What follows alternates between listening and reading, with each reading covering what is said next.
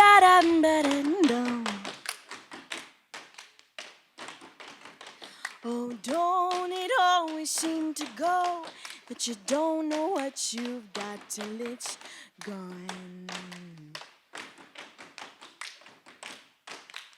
But and don't it always seem to go that you don't know what you've got till it's gone? Pave paradise, put up a parking lot.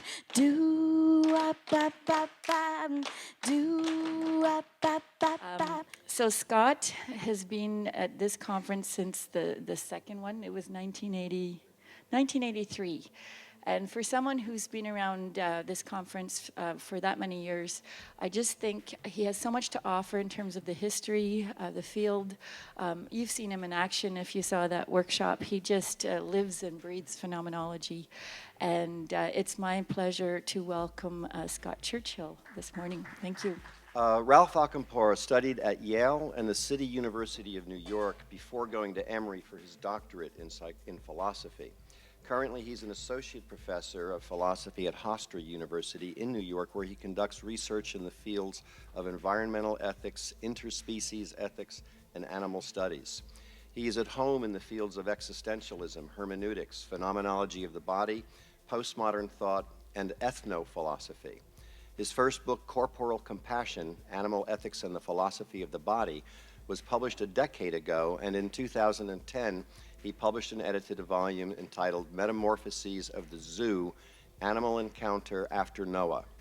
He has written numerous papers and book chapters with fascinating titles like The Joyful Wisdom of Ecology, Toward a Properly Post-Humanist Ethos of Somatic Sympathy, and Bodily Being an Animal World, Toward a Somatology of Cross-Species Community. Ralph has also co-edited a book entitled A Nietzschean Bestiary, Becoming Animal, Beyond Docile and Brutal. Finally, his qualifications for keynoting at this conference with a theme of movement and affectivity includes his being, on top of everything else, a surfer. Without further ado, please help me welcome Ralph Acampora to the podium. So there's a slide up here. In elucidating the theme that I've chosen for this presentation, tuning into zootic animacy, the verve and value of animal vitality, there's a couple of technical concepts that don't show up so well in English, but in the German language, there is this distinction between Körper and Leib. That's to say, I'm going to be dealing with the body, and there's two different senses of embodiment. One is the physical body. That's the objective one, quantitative, can be measured, that kind of thing. On the other hand, we have Leib. That's the live or lived body. It's subjective, it's part of consciousness. Don't get too bent out of shape between the two or think that the live, the lived body is anything mystically spiritual. If you've all had the experience of parallel parking a car, you know that when you're trying to get into the spot, you have to have an awareness of your body that's beyond your skin boundary. It's as if your subjective consciousness bleeds out to the contours of the car itself that you're in. That's a sense, that's an example or an illustration of what a lived body is. It can extend beyond the boundaries of the corporeal or the Körper, the physical body. So on to a phenomenology of a park. There are at least two reasons to focus on it. First, the park is an interzone, a place in between urban and wild. And secondly, the park is the quintessential place of interspecific interaction. Hermeneut Joseph Grange observes, quote, "The human body in such a place is flesh thought seeking the identity of the difference between city and nature. And thus to wonder about place through fleshly thought is to seek our home," end quote. In the midst of the urban, parkland clears an open space that enables a residential dialectic between nature and culture. It is precisely in between these principles that we need to situate our articulation of what I'm calling somatic home. The urban park is the cityscape's prime setting for cross-species conviviality. including interactions with a wide variety of non-human animals, from the thoroughly domesticated through ferine forms to the relatively wild. As biocultural environments, parks present a promising and especially ecotonal locale for trans-specific phenomenology. We are gathered here to consider the ramifications of life phenomenology. And in the first instance of my presentation, we saw that and how a rigorous description of zootic animacy deals with the almost oceanic ontology of primordial experience, and thus must delve into literally mundane facets of climate and weather. We are animate organisms, active on and in a landscape and an atmosphere.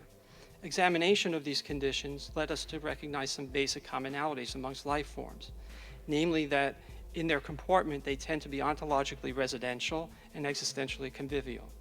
We and other animals typically have a home base and are often inclined to live around, against, and or with each other.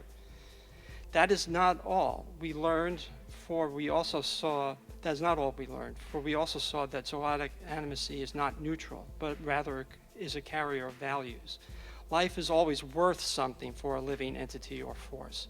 It was on this basis that we came to inspect the ethical dimension of animal vitality, and thus uncovered the moral significance of life's bodily phenomena. In the discussion of somatic sympathy, we acknowledged a fundamental orientation of caring widespread throughout biotic communities, in effect challenging the supposed exclusivity of aggressive tendencies that we have inherited from certain evolutionary accounts. Scouting from this background, I can now suggest that there are many possibilities for an applied ethics, even politics, of interspecies living. Using the phenomenology of zootic animacy mobilized in this presentation, hewing closely to corporal compassion, it should be possible to discern guidance for our interactions with other forms of life. Thank you for your lively attention.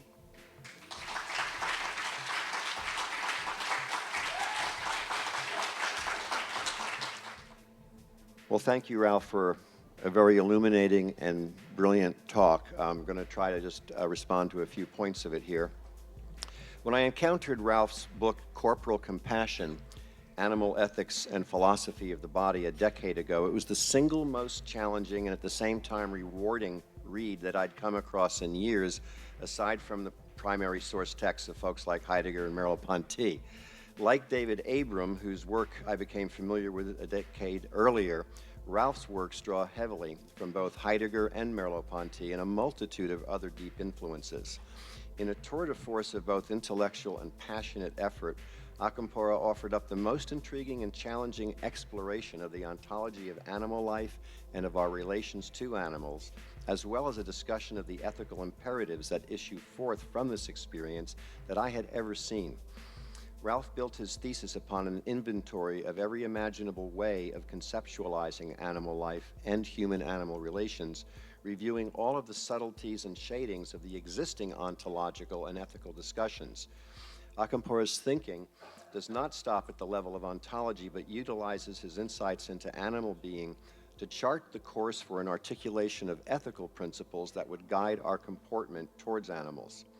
Merleau-Ponty frames it this way: all zoology assumes from our side a methodical empathy, Einfühlung, or feeling at one with animal behavior, with the participation of the animal in our perceptive life and the participation of our perceptive life in animality. In his address this morning, Ralph cited the work of Craig Holdrege. Any human being who is not totally blinded by dogma knows that cats, squirrels, mice, and deer are all creatures that experience the world. This knowing, Craig said, and Ralph underlines, is not intellectual. It's a kind of felt knowing based on the direct interactions we have with animals.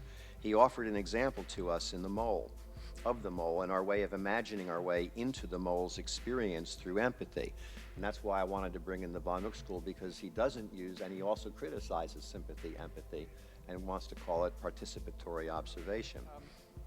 Your symphysis, as I understand it, you defined it as the felt bodily interconnection between two or more beings. Now, that is a phenomenon within the life world, within the natural attitude, right? I mean, you're suggesting that all human beings experience this to some degree.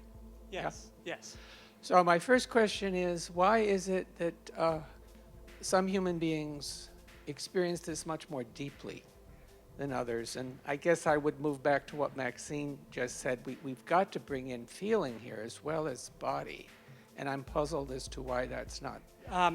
Well, I think it varies according to different exposures and depths of exposure to overriding mythologies and ideologies that people come across, such as, for instance, human exceptionalism. And there are stories and narratives that we grow up with that tend to separate and alienate us all the way through.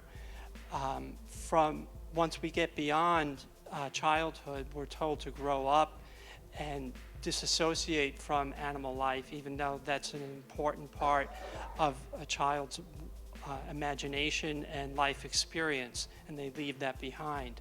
So a lot of this is upbringing and overlay of ideology and certain sorts of meta-narratives that tend to alienate. Thank you. Thank you, Ralph. Thank you, Scott.